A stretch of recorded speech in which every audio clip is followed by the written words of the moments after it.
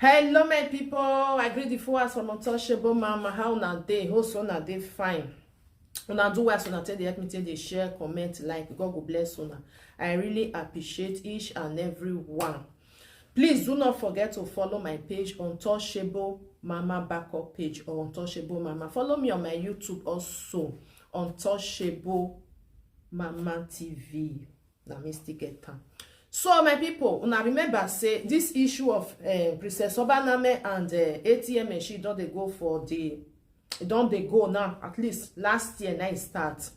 So Princess Obanamen now don come out, come go carry those people wey be say wetin be say no dey body, they put am for body, then like talk many things wey be say no be real. She don carry those people go give am to Olokun, may Olokun judge their matter. This issue, I pray maybe say this on Tuesday where they come, so may ATM machine make a resolve the issue, make some everything come up for ground, because it now reach waiting that they quarrel put. You understand? If you buy something for somebody and issue come day, the person where you follow the where you follow buy that thing, now you go meet say this thing where I buy for your hands, I beg. See error where it dey, because now let you one, I go fit do am. Me where be say I buy am from your hand, I not go fit do anything. Okay, so the person where be say you buy from your hand, it go come resolve the issue.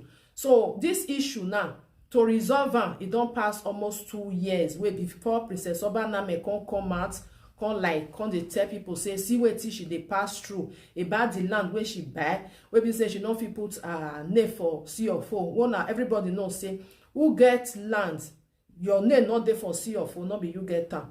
Now people wey be say their name there for CFO, now they get that land. So before everything come bust out now, so she don't go report everything, put am for video, which I go play for Nana. Wanna see the way she take come tell Olokun about all these things where they go home. So say if everything wey be say they talk for your body, where humiliate time, if not true, make them go free. But if not be true, make Olokun do his work. May we listen to this video.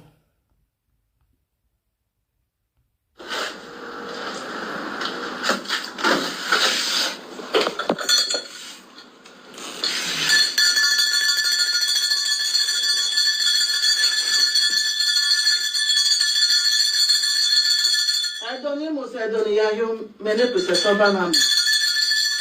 So that more get here and you go. Ona mukia meniria we otonowe dona owe boni ga o igi yen se bo ya ti go yin even ona ye me yo ya bo na ye me yo ko bo o plan o ko no you know say can the social media ni o mi le no ba na me get we o igi we e no ma kian e bo karo ke se gbo mo to bo mo la the social media ina terminator to that way your man see me when o moro get ATM machine ya fi ba gbeni adu you know zan ebo when wa ya fefe ya you know zan ba do mi wa no we bo aseke no je wo to that way your man see me and now when that time moro get ATM machine no ya resolve e moto ni go ahead and prevent you we no je agreement paper e go alo o we ya go no ya go si me yeah, it's going very. If you have one way, you can get a boat on there. No matter about you, okay. Many Princess Obanamen, you will not there, you will not cook a year bank. I came here, a nice on the social media case, one way social media. All out of that, is a kind of Donovan, a girl in Mimauja. We are not being on a girl, we go your own da. No matter about you, okay. I can't have boy, you know. Ozano wamu gise kane, ozano wamu gebo. Benina la jane ni me gele. Eyo, moro ge. Oh ni eyo. Dame na, o ma si pe banake tagoto. O mi o do ma me mi ko. O keke no we ni. Agreement paper egwalo, o to no ki ene bo, ona ki o to ni na ro ya. E de iri e dara do me we ran, e do ani e ro ifa alajare o to ni.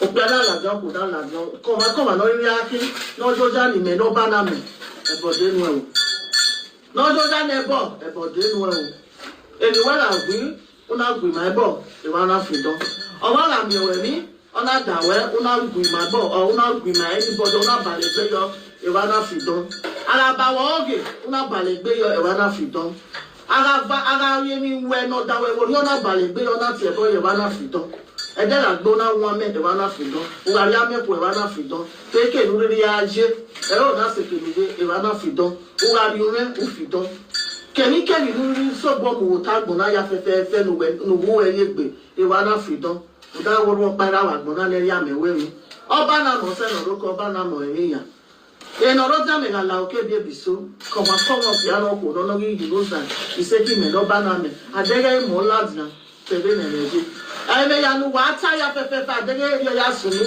àwọn wá sọ ẹ̀ náà má tẹ̀ bọ́ọ̀gà tì í òkè lẹ́nu wà kàkẹ́ bọ̀ ọ̀rọ̀ yẹ́sì ìsìnkàmẹ́ iga eti bawe eye ban ike webo na ebo de no wa o da wo no ma ogbo ma o si no wa benu wa yu no wa ya zese lele ya benu wa yu no wa ya teke no wa ni e de abu ede ne unu wa ni wa kare ya ka benu wa ka ya ki an wa gbo oba na me de no wa o yen ni ide ni kan oba so oba va o de no wa ozanu wa mu gie no di o wa wo to no ezo na ozanu wa mu gie bo ogba no ko no ni ka le bo ero ebe ni we ga be do no ma we no da we no ebe no ma ga ba wo oge ebe no ma ga yi nu ma ya si no we una gu na bo una balegbe yo e wa na bi yen gbegbe we dey China e go kan ayi we to ba na me no se no roke igo re ya gbo ATM machine do to eventing igo re e mu ye wa ni then re ATM machine ori o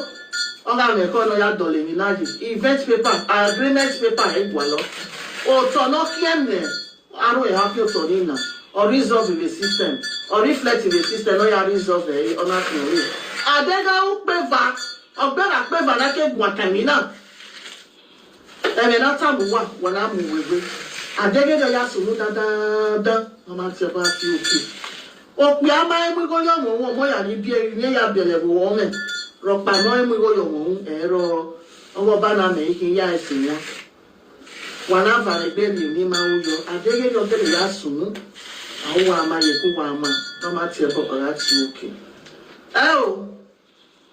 ebe ni wa ba se ka gbe ora vele ya sebe ma wa we ma so una mu wewe e ki nu do na moza ye bo we bo oye ya de nu we da we oru opare wa gbo na le ya me we mi oba na mo se no roke no roja na la oke be biso moto bo won ladian ina do ta ma gbon e ki no moro be to oke e gbera peva vele bo we ni ya we ni lene bo re ka we ni do ya we ni ga ba jo go na ere ya we ni o piano ko no ba le gbe ni ma un jo no jo ja mi se ka me no mu su gbo ka no mu e no jo ja ni se ka me no mu e no gbe yan mu e bo gbo so eke na gbo na gun e ni fe e de abota ne o ra en e ni la ko o da we no ma ti e bo o ra ti o ATM show to mo fi ai go e do to event ni go re e lo yo ọ̀ká wa ga ewu ona dewe ona do ya so akara ebo na ona do ya we ni legbe ebo iniyan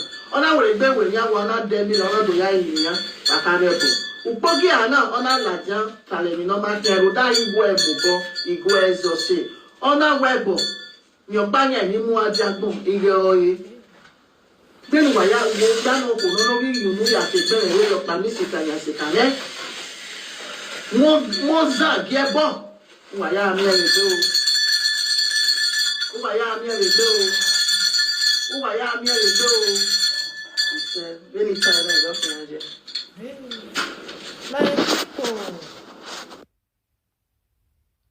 My people. Now so we see how, okay? Now so we see how. I pray may everything resolve. You know, say sometimes, na me they use and say na me they talk all the time, say, it get her you take day, it get tax me take day. Everybody get the way they take day. Anything where you believe for this life, I no go use my take condemn her. Wetin me still believe, not still condemn her, because everybody get the way they take day. So we pray may all these things may resolve. You know, say according to her, Mona no verse say I can't speak pidgin. The thing they come from my mouth. Then no ya tell, you know. the via time do away o ma no web ero emi ga we emi ya we and so we see how. All right, my people, won't let me share this video. Love and like this video. I beg anybody wey come and they tell you say see what you believe. Not use man take condemn her. You don't know the way it take. You not dey the way they born now. You don't know as that person dey. Okay, it's faith. Then at this thing you believe. Now this thing they serve. Leave and make it they carry they go. Now bye bye for now.